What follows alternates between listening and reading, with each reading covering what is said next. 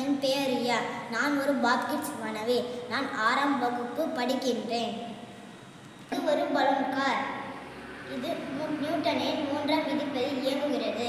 நியூட்டனின் 3ஆம் விதி: ஒவ்வொரு விசைக்கும் அதற்கு சமமான எதிர்விசை உண்டு. Newton's third law: every action there is an equivalent and opposite reaction. விண்ணில் ராக்கெட் ஏவுவதற்கு இந்த தத்துவமே பயன்படுகிறது. பலூனில் காற்று நிரப்பப்பட்டுள்ளது.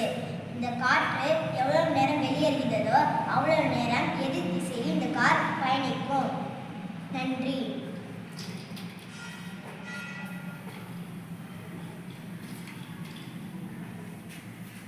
அதே ஃப்ரெண்டில் எதுக்கு மேடம்?